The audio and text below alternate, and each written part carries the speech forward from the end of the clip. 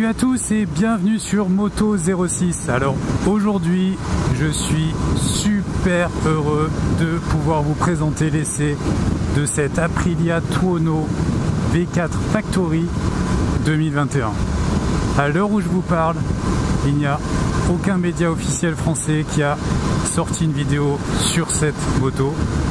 Donc on peut considérer que c'est une petite exclusivité.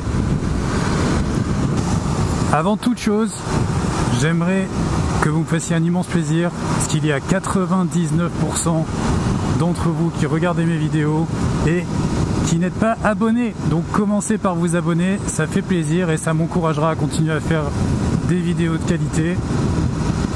Alors c'est Aprilia Tuono V4 Factory 2021.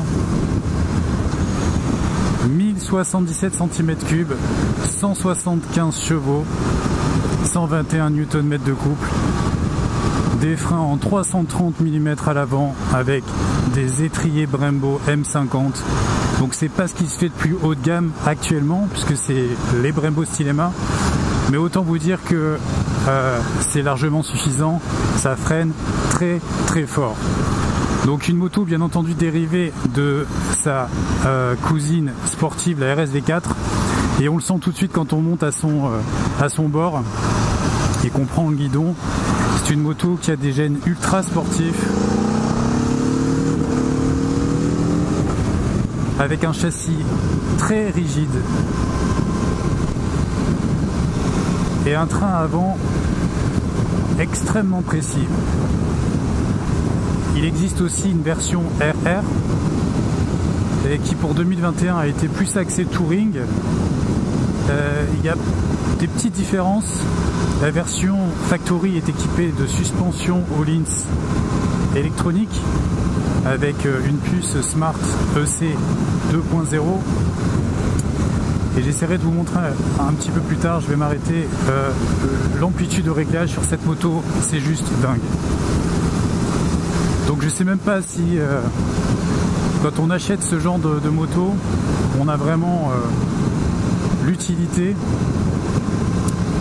de rentrer dans tous ces réglages et de les modifier, tellement il y en a.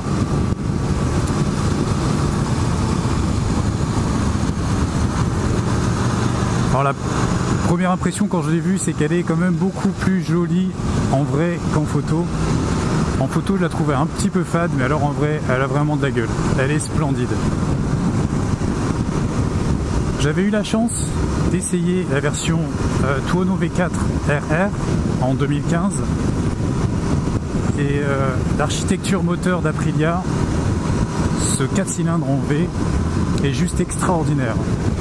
Je ne peux que vous conseiller d'aller l'essayer parce que c'est tellement atypique, ça a tellement de caractère qu'on vraiment c'est difficile de ne pas être séduit par une mécanique comme ça. On l'entend, l'échappement d'origine fait un superbe son et la valve à l'échappement s'ouvre quand on passe les 6000 tours minute à peu près, ce qui rend le son de cette Aprilia encore plus rauque, vraiment magnifique. Essayer le V4, c'est vraiment l'adopter. Elle est très facile à prendre en main. Vraiment, c'est une moto qui peut paraître effrayante sur le papier, mais qui au final est très douce. Et avec toutes ces aides électroniques, tous ces garde-fous, je pense qu'elle devient vraiment accessible à des motards un peu moins expérimentés. Attention toutefois, il est possible de tout déconnecter. Et alors là, on prend la pleine mesure de la bête. Et c'est à ne pas mettre entre toutes les mains, bien entendu. Là j'ai fait un petit peu de vide juste avant, la moto chauffe un tout petit peu et j'ai le pied gauche qui commence à sentir la chaleur du moteur. Je suis en seconde à 2000 tours minute et ça cogne un tout petit peu, ce qui est normal. Presque tenté de repasser la première pour éviter les à-coups. Mais une fois dépassé 3-4 000 tours, ça va, ça reste agréable. Donc, mes premières impressions, moto relativement facile à emmener. On la sent relativement légère, hein.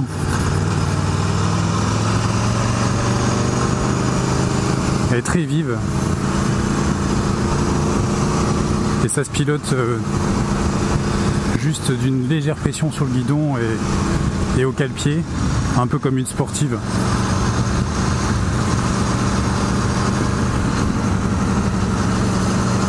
Voilà, après quelques minutes de conduite, je peux parler un petit peu de la position. Donc une position qui est légèrement basculée sur l'avant. On sent quand même qu'on est en appui sur les poignets. Donc vraiment une position sportive qui incite à l'attaque. Voilà, je pense qu'il faut un petit temps d'adaptation, tout comme sur une sportive, pour trouver ses marques et éviter d'être trop en appui et trop crispé.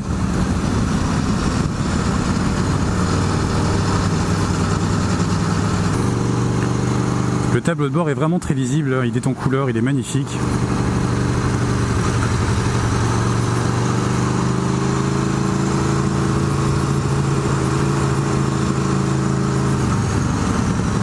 Le shifter passe bien même à bas régime. Donc voilà, là je suis à l'arrêt à un feu rouge. La moto a roulé pendant 45 minutes à peu près, dans des conditions multiples, et je sens qu'elle est très chaude.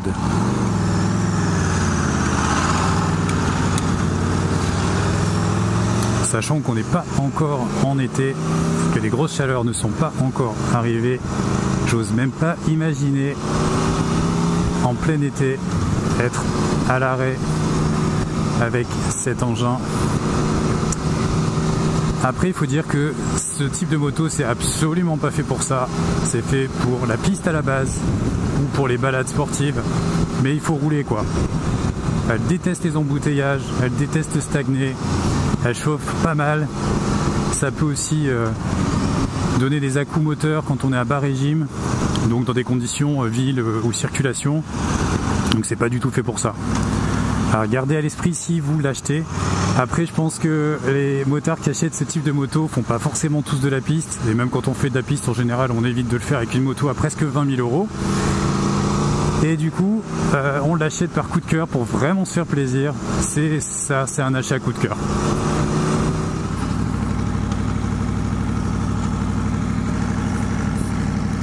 La voilà, Aprilia Tuono V4 Factory 2021. Elle est sublime. Alors elle est encore plus belle en vrai qu'en vidéo. Je ne saurais que vous conseiller d'aller la voir chez votre concessionnaire et l'essayer. Alors qu'est-ce qui différencie cette version-là de la version 2020 ? La première chose qui saute aux yeux, c'est le look. Voilà, elle a vraiment changé de design et elle reprend le design de la 660, très caractéristique avec cette face avant. Elle a désormais des ailettes qui sont intégrées au carénage, très proprement intégrées, c'est très joli, contrairement à certaines autres marques italiennes. Ici, c'est pas du tout disgracieux. Ce modèle Factory est équipé des suspensions Öhlins électroniques, qu'on voit ici, piloté par le Smart EC 2.0. À l'avant, des freins Brembo M50 de 330 mm. Et à l'arrière, 220. Le modèle Factory est toujours équipé de cette superbe coque arrière héritée de la sportive RSV4, magnifique. Et d'une colorimétrie rouge et noir qui lui va très bien, même si je suis pas très fan de la selle rouge, mais a priori il doit exister en accessoire une selle confort sport noire. Pour cette édition 2021, ils ont aussi modifié le bras oscillant qui est maintenant retourné, un peu à l'image des MotoGP.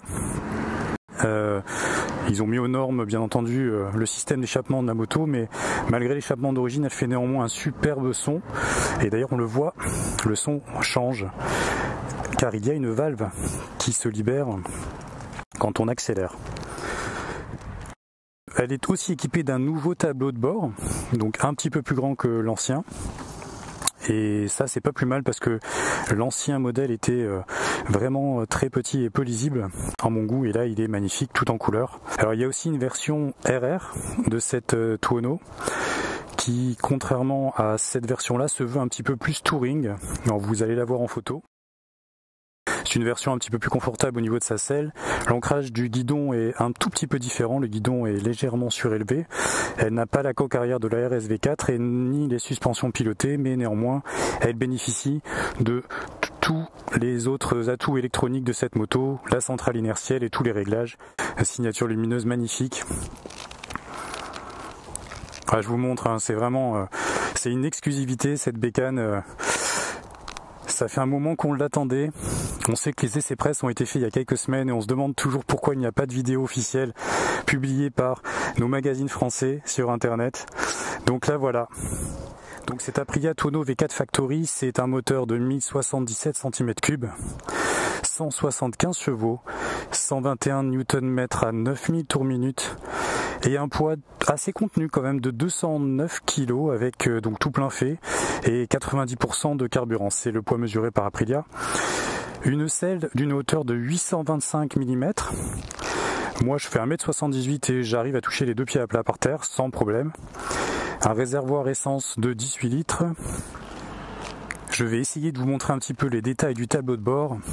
Voilà, Aprilia qui s'affiche, B-Racer. Alors voilà.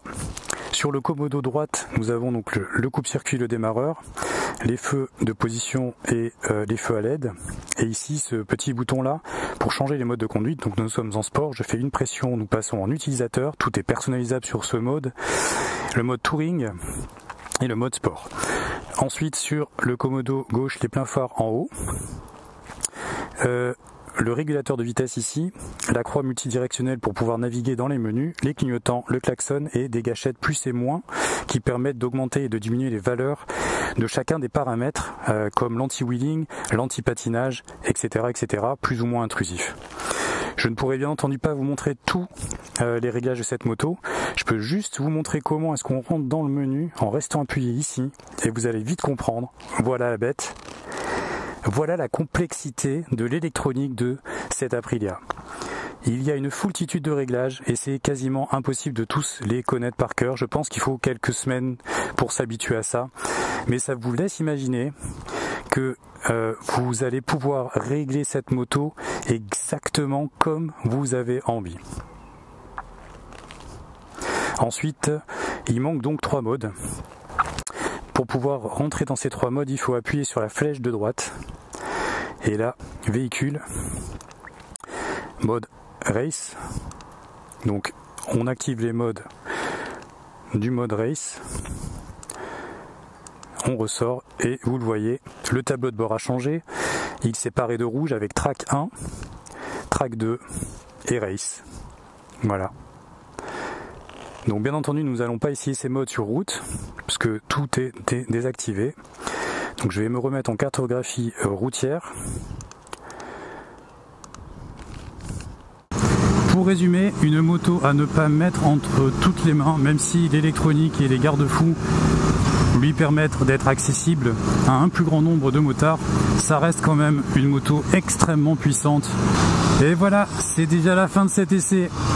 Merci infiniment d'avoir regardé, j'espère que ça vous a plu, c'était assez court, mais le mieux ça reste encore d'aller l'essayer. Je remercie aussi le concessionnaire Aprilia Hot Bikes à Toulouse, et je vous dis à très bientôt pour une nouvelle vidéo.